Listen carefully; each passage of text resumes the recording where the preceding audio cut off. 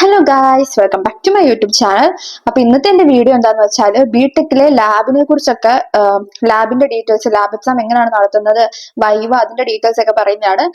അപ്പോ നമ്മുടെ ഗീവ് അവയുടെ വിന്നേഴ്സിനെ ഞാൻ കോൺടാക്ട് ചെയ്തുകൊണ്ടിരിക്കുന്നേ ഉള്ളൂ. അപ്പം ഇനിയും ഒരാൾ എന്നെ കോൺടാക്ട് ചെയ്യാനുണ്ട്. അപ്പൊ അയാളുടെ വീഡിയോ ഇപ്പൊ കാണുന്നുണ്ടെങ്കിൽ എന്നെ ഇൻസ്റ്റയിൽ ഒന്ന് കോൺടാക്ട് ചെയ്യുക. ഗീവ് അവയുടെ റിസൾട്ട് വീഡിയോ ഞാൻ ഇതിൽ പിൻ ചെയ്ത് വെച്ചിട്ടുണ്ട്. അപ്പം നമുക്ക് വ്ളോഗിലേക്ക് പോവാം. അപ്പൊ ആദ്യമേ തന്നെ പറയുകയാണെങ്കിൽ നിങ്ങൾക്ക് S6 വരെ എല്ലാ സെമ്മിലും 2 ലാബ് വെച്ചാണ് ഉണ്ടാവാറുള്ളത്. അപ്പൊ ഇപ്പൊ നിങ്ങൾക്ക് ഫസ്റ്റ് ഇയേഴ്സ് ആവുമ്പം ഒരു കെമിസ്ട്രി ലാബ്, പിന്നെ ഒരു കോഡിങ്ങിന്റെ ലാബ്. അപ്പൊ പൊതുവെ ഈസി സ്റ്റുഡൻസിന്, ഇപ്പൊ എന്റെ കേസ് പറയുകയാണെങ്കിൽ നമുക്ക് കമ്മ്യൂണിക്കേഷൻ കോഡിംഗ് ലാബാണ് കുറച്ചുകൂടെ ടഫ് ആയിട്ട് തോന്നാറുള്ളത്. പിന്നെ ഹാർഡ്വെയർ ലാബ്, കോഡിംഗ് വെച്ച് നോക്കുമ്പോൾ ഹാർഡ്വെയർ സിമ്പിൾ ആണ്. പക്ഷെ CS കാരുടെ കാര്യം പറയുകയാണെങ്കിൽ അവർക്ക് കോഡിംഗ് ആയിരിക്കും കുറച്ചുകൂടെ എളുപ്പം. നമ്മുടെ ECയുടെ ലാബ് ആയിരിക്കും അവർക്ക് പാട്. അപ്പൊ അങ്ങനെയാണ്. അപ്പൊ ഫസ്റ്റ് ഇയർ വരുമ്പോൾ നിങ്ങൾക്ക് എല്ലാത്തിന്റെയും ബേസിക് ലാബ് ഉണ്ടെന്നാണ് എന്റെ ഒരു വിശ്വാസം. 2024 സ്കീമാറിൽ എനിക്ക് അത്ര ഉറപ്പില്ല. അപ്പൊ എല്ലാത്തിന്റെയും ബേസിക് ലാബ് എന്തായാലും നിങ്ങൾക്ക് കാണും. ഇപ്പൊ മെക്കാനിക്കൽ, ഇലക്ട്രിക്കൽ എല്ലാ ഡിപ്പാർട്ട്മെന്റിന്റെ ഒരു ബേസിക് ലാബ് എന്തായാലും നിങ്ങൾക്ക് ചെയ്യാനുണ്ടാവും. അപ്പോ അതിന്റെ എക്സാം എങ്ങനെയാ വരുന്നതെന്ന് വെച്ചാൽ ഒരു ഇന്റേണൽ എക്സാം, അത് നമ്മുടെ കോളേജുകാർ നടത്തുന്ന ഇന്റേണൽ എക്സാം ഉണ്ടാവും. അപ്പം ഇന്റേണലിന് നമ്മൾ ചെയ്ത എല്ലാ എക്സ്പെരിമെന്റും കാണും.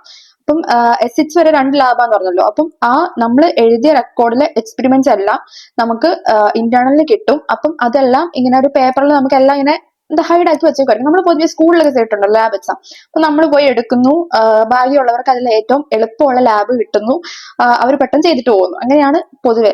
അപ്പൊ ലാബിൽ ഏറ്റവും പാട് കിട്ടുന്നവർക്ക് അത്രയും ടഫ് ആയിരിക്കും. പിന്നെ നമ്മൾ എഴുതി കഴിഞ്ഞിട്ട് നമുക്ക് ആദ്യമേ പ്രൊസീഡ് കിട്ടണം. പ്രൊസീഡ് കിട്ടിയാൽ നമ്മൾ ഏകദേശം ഒരു ജയിച്ചതുപോലെ നമുക്ക് വിചാരിക്കാം.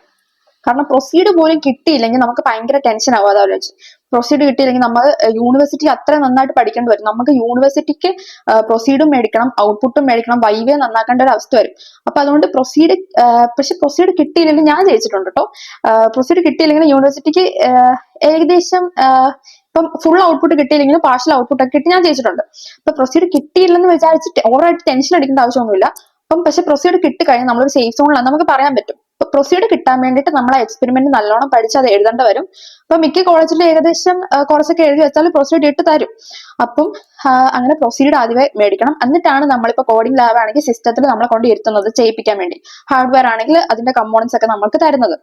അപ്പൊ അത് നമ്മൾ എന്തൊക്കെ എഴുതേണ്ടതെന്ന് വെച്ചാൽ കമ്പോണൻസ് റിക്വയർഡ്, അതിന്റെ പ്രൊസീജിയർ, സർക്യൂട്ട് ഡയഗ്രം ഉണ്ടെങ്കിൽ അത്, ഗ്രാഫ്, എക്സ്പെക്ടഡ് ഗ്രാഫ് എന്ന് പറഞ്ഞാൽ അതെല്ലാം വരച്ചിട്ട് അതെല്ലാം നോക്കിയിട്ടാണ് നമുക്ക് പ്രൊസീഡ് തരുന്നത്.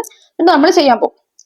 ചെയ്ത് കഴിഞ്ഞിട്ട് നമുക്ക് കുറച്ചെങ്കിലും ഇച്ചിരിയെങ്കിലും എന്തെങ്കിലും കിട്ടുവാണെങ്കിൽ അവരെ വിളിച്ച് കാണിക്കണം. അപ്പൊ ചിലപ്പോൾ നമുക്ക് പാർഷ്യൽ ഔട്ട്പുട്ട് എന്ന് പറഞ്ഞിട്ട് പാർഷ്യൽ ഔട്ട്പുട്ട് 20% ഔട്ട്പുട്ട് 30% അങ്ങനെയൊക്കെ എഴുതരും. അപ്പൊ അതിനൊക്കെ മാർക്ക് കൂടുതലായിരിക്കും. പിന്നെ നമ്മുടെ അറ്റൻഡൻസ് വെച്ച് നമുക്ക് ഒരു ഇന്റേണൽ അവിടെ കിട്ടും.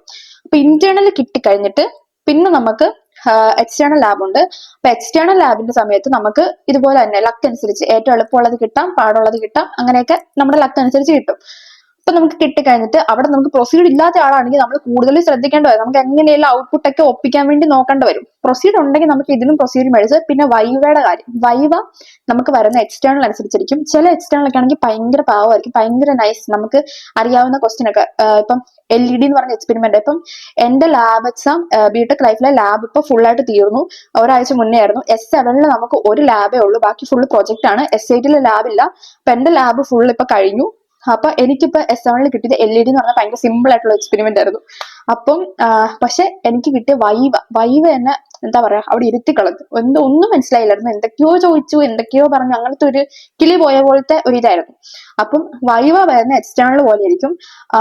ചിലർ വന്നിട്ട് ഇപ്പം LED കിട്ടുവാണെങ്കിൽ what is full form of LED, നമ്മൾ മാക്സിമം ടെൻഷൻ അടുപ്പിക്കാതിരിക്കാൻ നോക്കും. പക്ഷെ ചിലര് എന്താ അതിന്റെ അകത്തോട്ട് കുറെ ഡീപ്പായിട്ട് ഇറങ്ങി ചോദിക്കും. അപ്പൊ വൈവയ്ക്കുള്ളത് നമ്മൾ അത്യാവശ്യം നോക്കിയിട്ട് വേണം പോവാൻ. വൈവ ഒട്ടും നോക്കാതെ എന്തായാലും നമ്മൾ എക്സ്റ്റേണൽ എക്സാമിന് പോവരുത്. അപ്പൊ ഇതൊക്കെയാണ് ലാബ് എക്സാമിന് ശ്രദ്ധിക്കേണ്ട ടിപ്പ് എന്ന് പറയുന്നത്. അപ്പം ഇനി ഇതിൽ എന്തെങ്കിലും ഡൗട്ട്സ് ഉണ്ടെങ്കിൽ നിങ്ങൾ കമന്റ് ബോക്സിൽ കമന്റ് ചെയ്യുക, ഞാൻ എന്തായാലും റിപ്ലൈ തരുന്നതായിരിക്കും. അപ്പൊ നിങ്ങൾക്ക് എന്റെ വീഡിയോസ് ഇതുപോലെ കാണാൻ ഇഷ്ടമാണെങ്കിൽ please to like, share and subscribe my YouTube channel guys, and keep supporting. By.